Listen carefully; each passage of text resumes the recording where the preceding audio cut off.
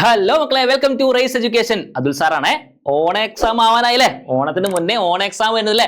കുറച്ച് സമയം കൂടി ഉള്ളൂ. നിർബന്ധമായിട്ടും ഓണ എക്സാം നല്ല രീതിയിൽ നിങ്ങൾ പഠിച്ചേ പറ്റുള്ളൂ. കാരണം എന്താ, ഓണ എക്സാം നന്നായിട്ട് പഠിച്ചിട്ടുണ്ടെങ്കിൽ മാത്രമേ നിങ്ങൾക്ക് ഫൈനൽ എക്സാമിന് കുറച്ചും കൂടി എളുപ്പമാവുള്ളൂ. കാരണം ഇപ്പം കുറച്ച് ചാപ്റ്ററുകൾ നന്നായിട്ട് പഠിക്കുന്നില്ലേ?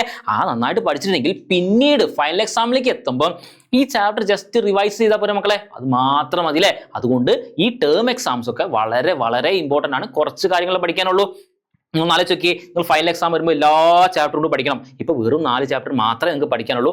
4 ചാപ്റ്റർ നല്ല രീതിയിൽ പഠിച്ചിട്ടുണ്ടെങ്കിൽ ഉറപ്പായിട്ടും പബ്ലിക് എക്സാമിലേക്ക്, ഫൈനൽ എക്സാമിലേക്ക് നല്ല രീതിയിലുള്ള ഗുണം നിങ്ങൾക്ക് ചെയ്യും. ഫൈനൽ എക്സാമിലേക്ക് അല്ലേ? Okay, ready. അപ്പൊ ഏതൊക്കെ ചാപ്റ്റേഴ്സ് ആണ്? 4 ചാപ്റ്റേഴ്സ് ആണ് നിങ്ങൾക്ക് 8ാം ക്ലാസ് പിള്ളേർക്ക് ഉള്ളത്. ഒന്നാമത് സ്ക്വയേഴ്സ്. ഒന്ന് ആലോചിച്ച് നോക്കി, എന്ത് ചെറിയ ചാപ്റ്റർ അല്ലെ, എന്ത് സിമ്പിൾ ചാപ്റ്റർ ആണ് മക്കളെ. സ്ക്വയർ കാണാം, ഒരു നമ്പറിന്റെ സ്ക്വയർ കാണാം, ഡെസിമലിന്റെ സ്ക്വയർ കാണാം. ഇതൊക്കെയല്ലേ ഉള്ളൂ. സിമ്പിളായിട്ട് ചാപ്റ്റർ ആണ്. ഉറപ്പായിട്ടും ഫുൾ മാർക്ക് ഈ സ്ക്വയേഴ്സ് എന്ന ചാപ്റ്ററിന് ഫുൾ മാർക്ക് നിങ്ങൾക്ക് കിട്ടും. യാതൊരു സംശയമില്ല, അത്രയും സിമ്പിൾ ചാപ്റ്റർ ആണ്. രണ്ടാമതാണ് ഈക്വൽ ട്രയാങ്കിൾസ് അല്ലെ. അപ്പൊ കുറച്ച് കാര്യങ്ങൾ, ഈക്വൽ ട്രയാങ്കിൾസ് കുറച്ച് അധികം പഠിക്കാനുണ്ട്.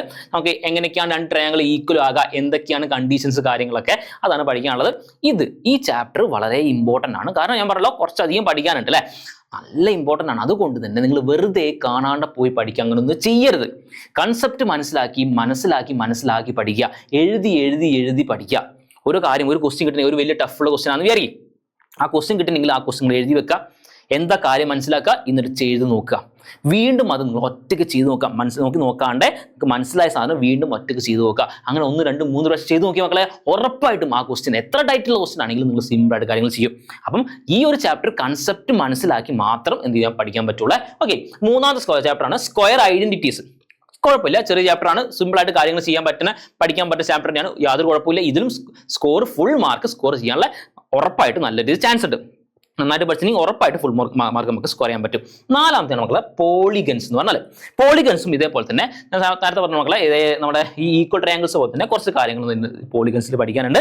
അപ്പം പല ടൈപ്പ് പോളിഗൺസിൽ നമുക്ക് ഓരോ കാര്യങ്ങളും ട്രയാങ്കിൾ ആയാലും, ക്വാഡ്രിലേറ്ററൽ ആയാലും, പെന്റഗൺ ആയാലും, ഹെക്സഗൺ ആയാലും, നമ്പർ ഓഫ് സൈഡ്സ് കാര്യങ്ങളൊക്കെ വെച്ചിട്ടുള്ള പഠിക്കാനുള്ളതാണ് പോളിഗൺസ് എന്ന് പറഞ്ഞാൽ. കുറച്ചധികം വലിയ ചാപ്റ്ററാണ്. ഈ ചാപ്റ്ററും നല്ല രീതിയിൽ ഡെപ്തിൽ നിങ്ങൾ പഠിച്ചേ പറ്റുള്ളൂ.